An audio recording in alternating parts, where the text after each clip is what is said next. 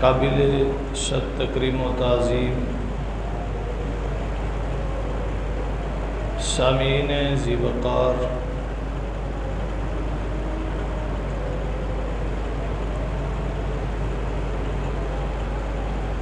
اللہ تعالیٰ نے جس طرح نبی مکرم صلی اللہ علیہ وسلم کو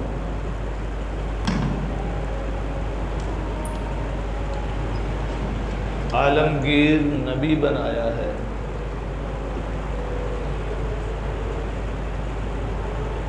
اسی طرح قرآن مقدس کو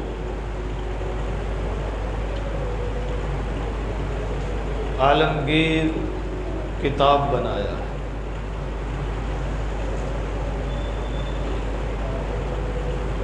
جس طرح نبی مکرم صلی اللہ علیہ وسلم کی نبوت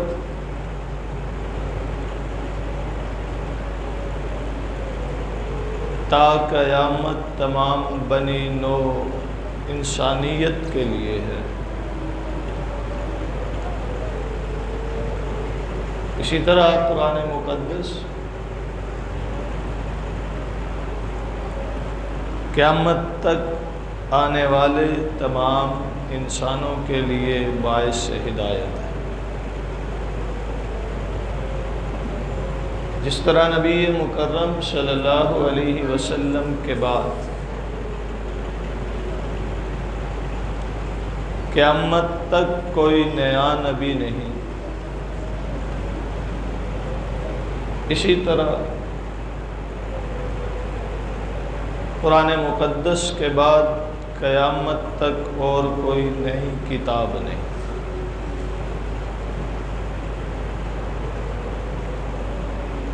قرآن مقدس میں اللہ تعالیٰ نے عقائد، عبادات، معاملات، اخلاقیات مکمل منشور زندگی بتا دیا۔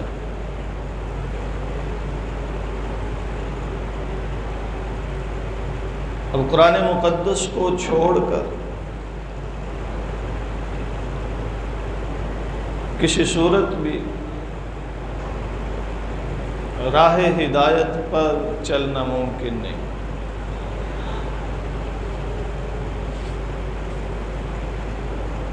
اہل ایمان کے ایمان کا حصہ ہے یہ کتاب۔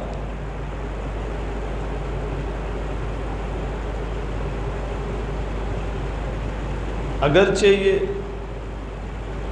ساری انسانیت کے لیے،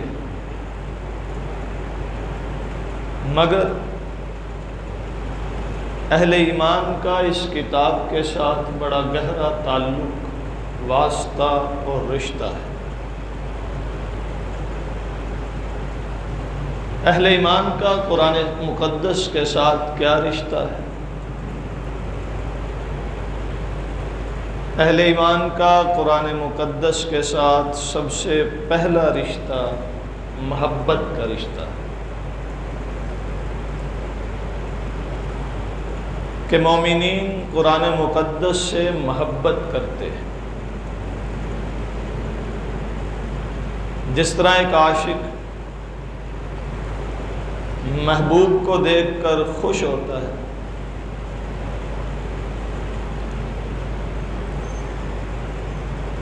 اس کے جذبات مسرت بڑھ جاتے ہیں،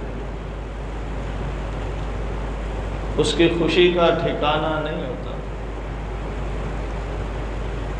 اسی طرح مومن قرآن مقدس کو پڑھ کے، سن کے، سمجھ کے خوش ہوتا ہے اور بے انتہا خوش ہوتا ہے، اس کے ایمان کی کیفیت بدل جاتی ہے۔ اور اسی صفت کا ذکر اللہ تعالیٰ نے قرآن مقدس میں فرمایا، اذا تلیت علیہم آیاتہ زادتہم ایمانا، کہ ان ایمان والوں پر جب قرآن مقدس کی آیات پڑھی جاتی ہے تو ان کا ایمان بڑھ جاتا ہے، یہ خوش ہوتے ہیں، یہ مسرت کا اظہار کرتے ہیں۔ اور اصحاب نبی کی یہی کیفیت تھی، یہی حالت تھی کہ وہ جب بھی کوئی نئی آیت سیکھتے، کوئی نئی بات دین کی سیکھتے تو وہ خوشی کا اظہار کرتے اور دوسروں کو بھی بتاتے کہ آج میں نے یہ بات سیکھی، یہ مسئلہ سیکھا۔ تو یہ قرآن کریم سے محبت ایمان والوں کی نشانی ہے۔ ایمان والوں کا قرآن سے محبت کا رشتہ ہے۔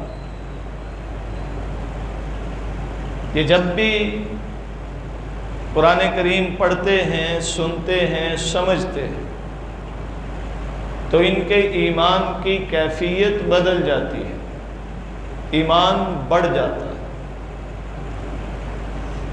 ایمان کیسے بڑھتا ہے؟ اللہ تعالیٰ نے ایمان کی مثال دیتے ہوئے فرمایا، ضرب اللہ مثلا کلمۃ طیبۃ کشجرۃ طیبۃ اصلها ثابت وفرعها فی السماء۔ کلمہ طیبہ کی مثال اس پاکیزہ درخت کی سی جس کی جڑیں زمین میں مضبوطی پکڑے ہوئے ہیں اور اس کا تنا اور شاخیں آسمان پر پھیلی ہوئی۔ جب انسان کلمہ طیبہ پڑھتا ہے، خدا کی وحدانیت، نبی مکرم صلی اللہ علیہ وسلم کی رسالت کا اقرار کرتا ہے تو اس کے دل میں ایمان کی جڑ مضبوط ہو جاتی ہے، اور پھر جیسے جیسے وہ ایمان کے مطابق اعمال کرتا جاتا ہے یہ ایمان کا درخت تناور ہوتا جاتا ہے، اس کی شاخیں بڑھتی جاتی ہیں، اس کا پھل بڑھتا جاتا ہے، جڑیں اپنی جگہ مضبوطی کے ساتھ قائم رہتی ہیں، اعمال کے بڑھنے کے ساتھ پتوں، پھلوں، شاخوں کا اضافہ ہوتا ہے۔ اسی طرح جو لوگ لا الہ الا اللہ محمد الرسول اللہ کا اقرار کر لیتے ہیں، پھر جیسے جیسے وہ قرآن کریم کو پڑھتے ہیں، جیسے جیسے قرآن کریم کو سنتے ہیں، سمجھتے ہیں، پھر اس کے مطابق عمل کرتے جاتے ہیں تو ان کا ایمان بڑھتا جاتا ہے۔ اذا تلیت علیہم آیاتہ زادتہم ایمانا، قرآن کی آیات جب ان پر تلاوت کی جاتی ہیں تو ان کا ایمان بڑھتا ہے، یعنی وہ قرآنی احکامات کو سن کر عملی زندگی میں لاتے ہیں، ان کی عملی زندگی میں ترقی ان کے ایمان کی ترقی کی نشانی ہے۔ تو ایمان والے قرآن کریم سے محبت کرتے ہیں۔ ایمان والوں کا قرآن سے پہلا رشتہ محبت کا رشتہ ہے۔ اب یہ محبت والی قرآن کریم سے جو دوستی ہے، قرآن کریم سے جو تعلق ہے، یہ قائم ہونا ایمان کا تقاضا بھی ہے۔ ہمیں اپنے من میں جان کر اس بات کا احاطہ کرنا چاہیے، جانچنا چاہیے کہ کیا ہماری یہ کیفیت ہے کہ ہم احکام خداوندی کو سن کر خوش ہوتے ہیں، ہم قرآنی آیات کو پڑھنے، سننے، سمجھنے کے بعد اسے اپنی عملی زندگی میں لاتے ہیں، کیا ہمارے یہاں وہ خوشی اور مسرت ہوتی ہے جو ہونی چاہیے؟ نہیں، تو اس کا مطلب ہے کہیں کمی ہے، چونکہ قرآن مقدس ایمان کے درخت کو سیراب کرتا ہے۔ جس طرح کسی پودے کو، درخت کو پانی دیا جائے، سینچا جائے تو وہ پھلتا پھولتا ہے، تو قرآن مقدس شجر ایمان کو سینچنے کا کام کرتا ہے۔ اس لیے قرآن کریم سے اپنے ایمان کو سیراب کرنا چاہیے، اور یہ سیرابی بغیر محبت کے ممکن نہیں، یہ سیرابی بغیر قرآن کریم کے ساتھ گہرے تعلق کے ممکن نہیں۔ ایمان والوں کا قرآن مقدس کے ساتھ دوسرا رشتہ تدبر کا رشتہ ہے کہ ایمان والے قرآن کریم کو سمجھتے ہیں، اس میں غور و فکر کرتے ہیں، چونکہ اللہ تعالیٰ نے قرآن مقدس میں متعدد مقامات پر غور و فکر کی دعوت دی ہے، اور یقیناً غور و فکر وہی کرے گا جسے اس کی جستجو ہوگی، جسے اس کی طلب ہوگی۔ کسی کے پاس کوئی خط آئے، کس کا ہے؟ فلاں صاحب کا ہے، اچھا اس صاحب سے میرا بڑا گہرا تعلق ہے، بڑا محبت کا رشتہ ہے، اسے پڑھتا ہوں وہ کیا کہہ رہا ہے مجھ سے، یہ میسج کس کی طرف سے ہے، یہ خط، یہ پیغام کس کی طرف سے ہے؟ فلاں کی طرف سے۔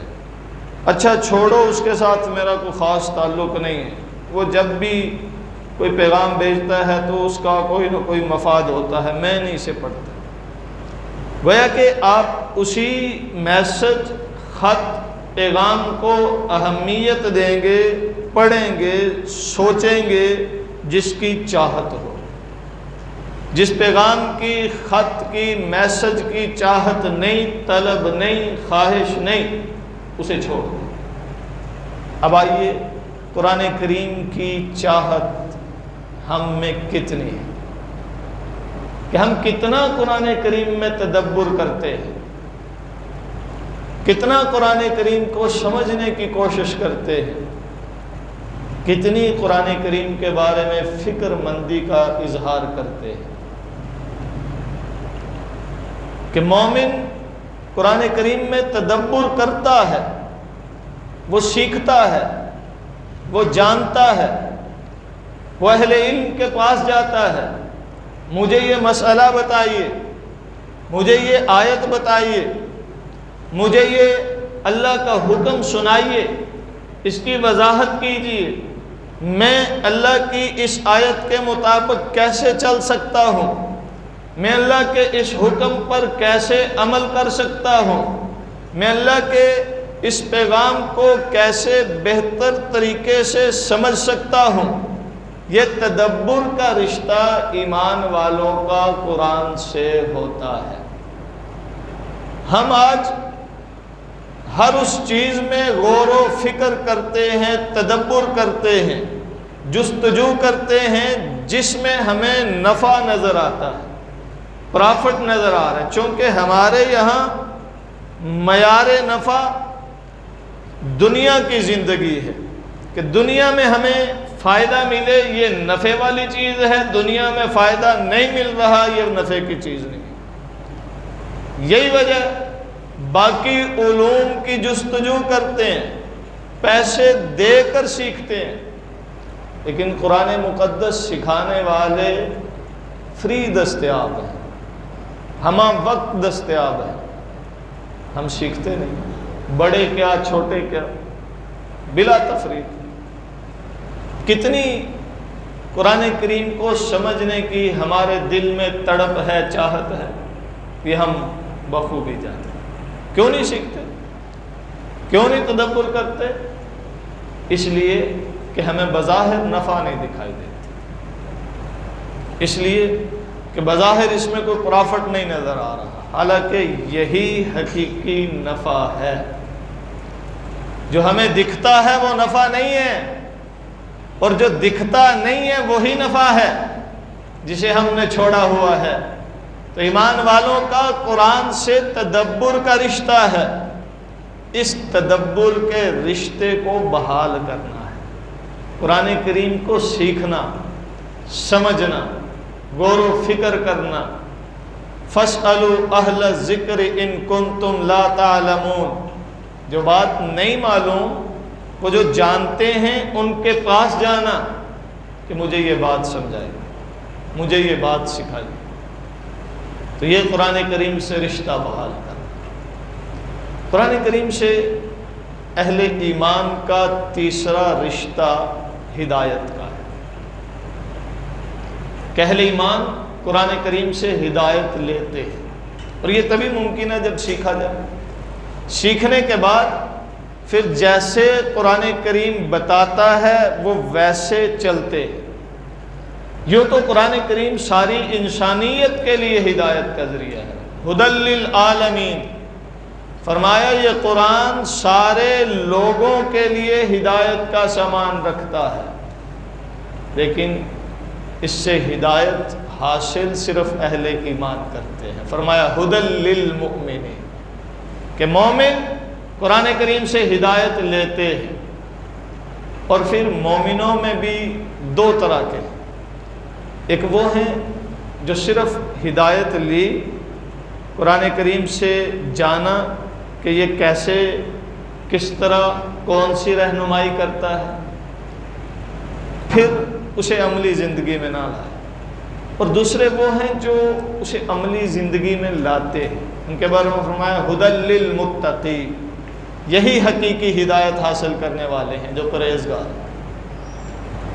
قرآن کریم سے ہدایت کا رشتہ کہ قرآن ہدایت رہنمائی کرتا ہے کہ آؤ میں تمہیں بتاتا ہوں زندگی کیسے گزارنی ہے، آؤ میں تمہیں گھر میں رہنے کے طریقے بتاتا ہوں، رشتے نبھانے کے طریقے بتاتا ہوں، آؤ میں تمہیں بتاتا ہوں تجارت کیسے کرنی ہے، آؤ میں بتاتا ہوں معاملات کیسے انجام دینے ہیں، آؤ میں بتاتا ہوں کن اخلاقیات کو اپنانا ہے، آؤ میں تمہیں بتاتا ہوں کہ تم نے دنیا میں کن اصولوں کے مطابق زندگی گزارنی ہے۔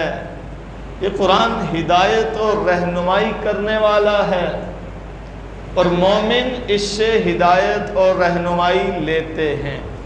اب جو رہنمائی نہ لے، قرآن کریم ہدایت اور رہنمائی دے اور مومن اسے ترک کر دے، تو اس کا مطلب ہے کہ اس نے قرآن سے یہ رشتہ توڑ دیا، چونکہ جہاں ہدایت ہوگی، ہدایت کا تقاضا ہے عمل کیا جائے، تو قرآن کریم کے ساتھ ایمان والوں کا رشتہ عمل کا بھی، کہ جو قرآن کریم سے سیکھا ہے زندگی کے متعلق اسے اپنی عملی زندگی میں لائے۔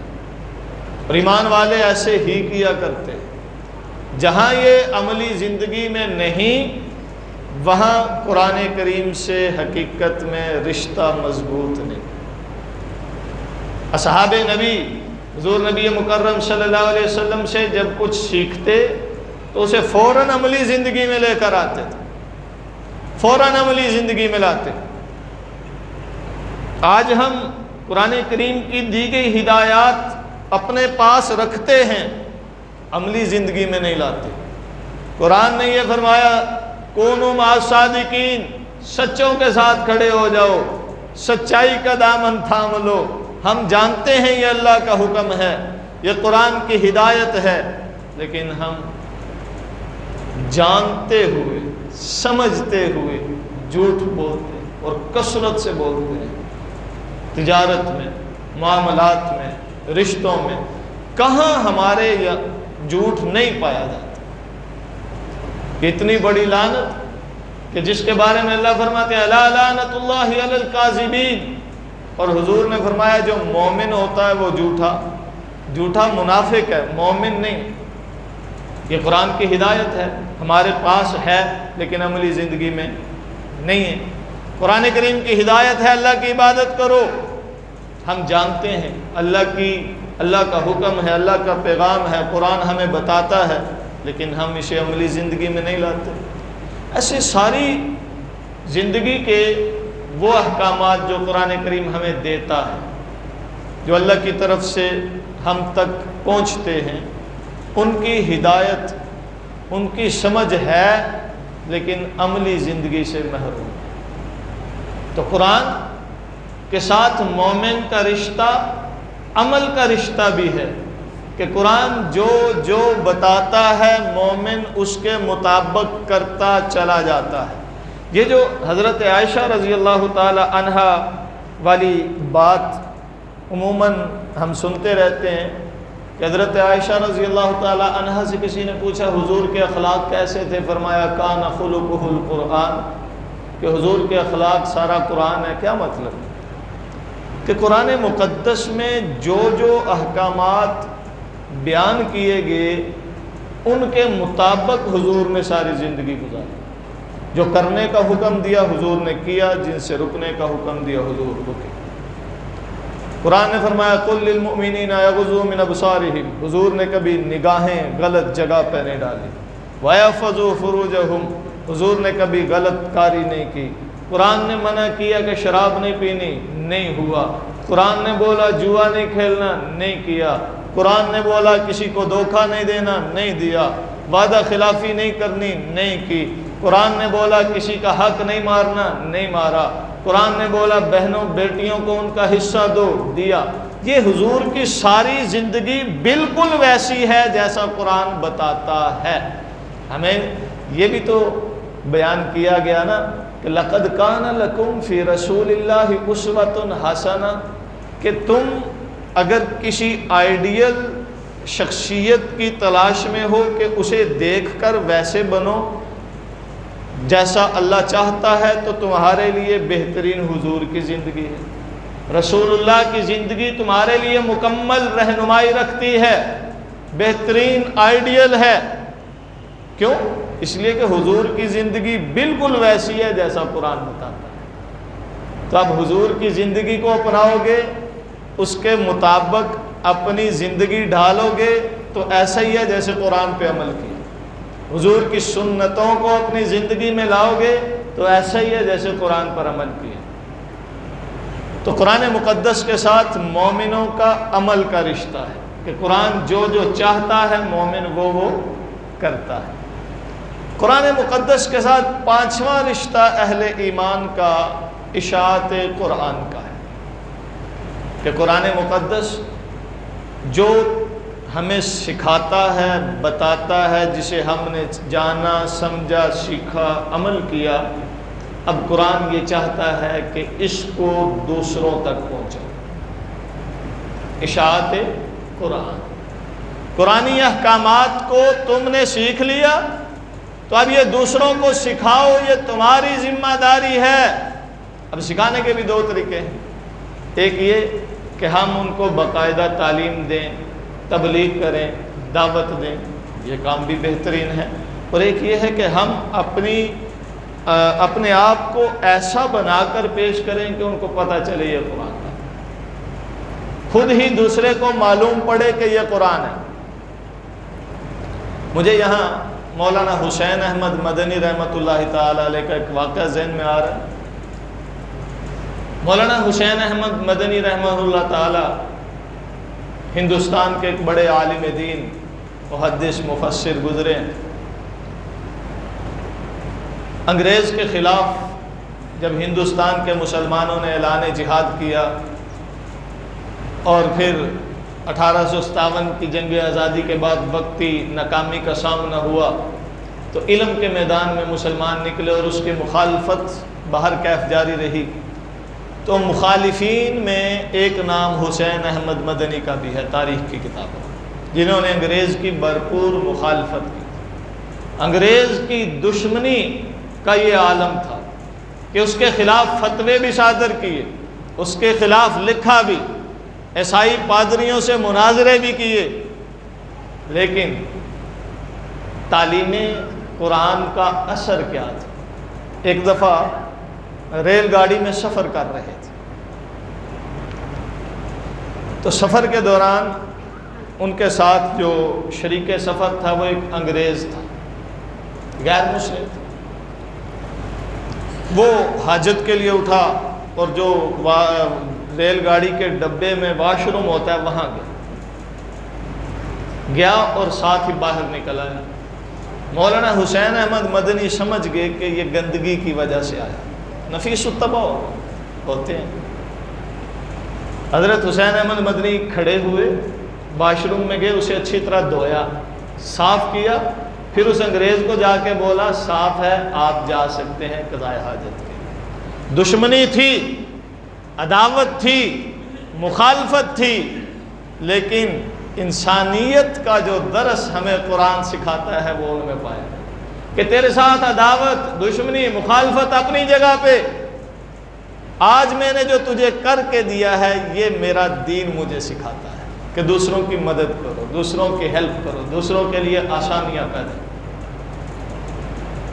تو عزیزان من، قرآن مقدس کی تبلیغ کولی بھی ہے، لیکن قرآن مقدس کی سب سے مؤثر جو تبلیغ ہے وہ عملی تبلیغ، کہ جیسا قرآن چاہتا ہے نا، اگر ہم ویسے بن جائیں تو ہمیں یقین کیجئے بتانے کی ضرورت ہی نہیں ہے کہ مسلمان ہو جائے، لوگ خود ہی دیکھ کر مسلمان ہو.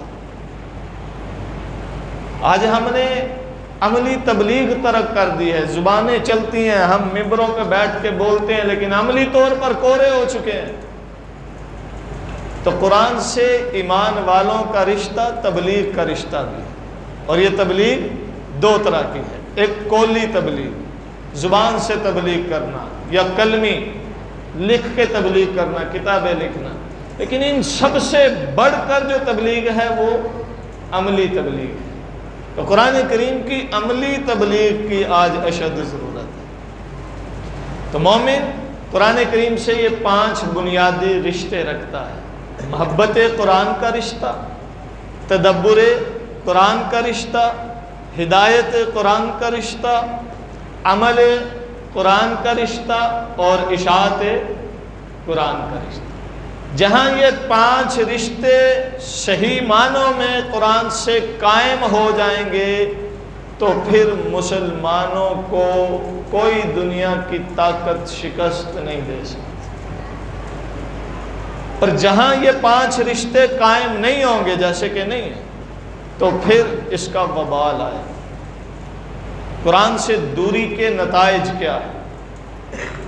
قرآن سے دوری کا سب سے بڑا نتیجہ یہ ہے کہ اللہ تعالیٰ اپنی رحمتیں اور برکتیں اٹھا لیتے ہیں. انفرادی طور پر ہو، کسی پر تو ہو، اجتماعی طور پر من حیث القوم رحمتوں اور برکتوں سے محروم ہو. تو آج رب کی رحمتیں، برکتیں ہم پر سے اٹھا لی گئیں. اس کی بنیادی وجہ یہ کہ ہم نے قرآن سے تعلق توڑا، ہم نے قرآن سے دوری اختیار کر. اور دوسرا اس کا جو اثر پڑتا ہے وہ یہ کہ گناہوں کا عام ہونا، یہ قرآن کریم سے دوری کی وجہ سے. آج دیکھیں، گناہ عام ہیں، آسان بھی ہیں، نیکی مشکل ہے. تو یہ گناہوں کے عام ہونے کا جو بڑا سبب ہے وہ قرآن سے دوری. اور تیسرا نقصان یہ ہے کہ قیامت کے دن اللہ کے دربار میں حضور علیہ السلام کی موجودگی میں جواب دینا. وقال الرسول یا رب ان قوم اتخذوا هذا القرآن مہجورا. اللہ کے دربار میں حضور شکایت کریں گے، یا اللہ یہ میری قوم ہے. وقال الرسول یا ربی ان قومی، یا اللہ یہ میری قوم ہے، اتخذوا هذا القرآن مہجورا، انہوں نے قرآن کو چھوڑ دیا. انہوں نے قرآن کو چھوڑ دیا تھا، وہ قرآن جو تو نے میرے قلب اطہر پر اتارا، وہ قرآن جسے میرے سینے نے 23 سال تک جس کا بوجھ اٹھایا۔ یہ وہ قرآن ہے کہ جس کے بارے میں اللہ فرماتے ہیں لو انزلنا هذا القرآن على جبل لرأيته خاشعا متصدعا من خشیۃ اللہ، کہ اگر پہاڑوں کو شعور دے کر اللہ قرآن پہاڑوں پر اتارتے تو وہ قرآن کے بوجھ سے پست ہو جاتے۔ یہ قرآن کریم معمولی نہیں ہے، کلام الہی ہے۔ قرآن کریم معمولی نہیں ہے، یہ خدا کا کلام ہے، اور خدا جس طرح سب سے طاقتور ہے اس کا کلام بھی طاقت والا ہے، اس کا کلام بھی بڑا مؤثر ہے۔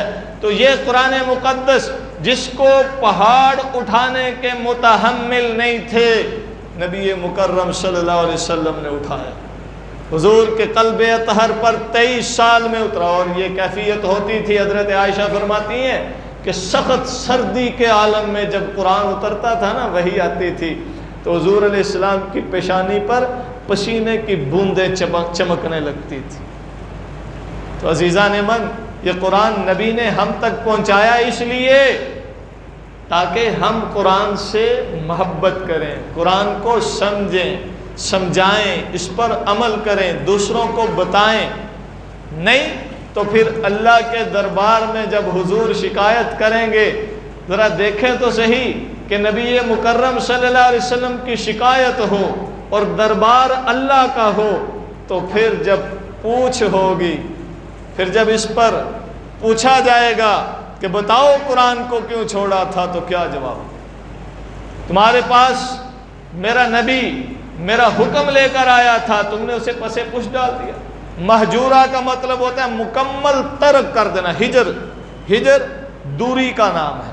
قرآن کریم سے اتنی دوری اختیار کرنا کہ اسے غلاف میں لپیٹ کر کمرے کی اس جگہ پہ رکھنا جہاں نظر بھی نہ پڑے، تاکہ کہیں غلطی سے اٹھا کے پڑھ نہ لیں۔ اتنی دوری قرآن کریم سے کہ ہم صرف رمضان میں پڑھتے، وہ بھی اس لیے کہ رمضان میں نیکیاں بڑھ جاتی ہیں۔ قرآن کریم صرف نیکیاں دلانے کے لیے نہیں آیا، قرآن کریم صرف تلاوت کر کے ثواب کمانے کے لیے نہیں آیا، قرآن کریم اس لیے آیا تاکہ اسے پڑھو، سمجھو، عملی زندگی میں اتارو۔ تو آج قرآن کریم سے ہم کتنے دور ہو چکے ہیں، یوں اللہ سے بڑی شکایتیں کرتے ہیں، بڑے شکوے کرتے ہیں، اللہ نے مسلمانوں کو نظر انداز کر دیا۔ ارے ہم نے قرآن کریم کو نظر انداز کیا ہے، اور جتنا ہم قرآن کے قریب ہوں گے اتنا رب کے قریب ہیں، جتنا قرآن سے دور ہیں اتنا رب سے دور ہیں۔ رب نے نظر انداز نہیں کیا، ہم نے خود رب کی طرف جانے والے راستے کو چھوڑا ہوا ہے۔ تو آئیے قرآن کریم سے اپنا رشتہ مضبوط کیجئے، اس سے تعلق مضبوط کیجئے، سمجھیے، نسلوں کو سمجھائیے اور قرآن کے مطابق زندگی گزاریے۔ اللہ سمجھنے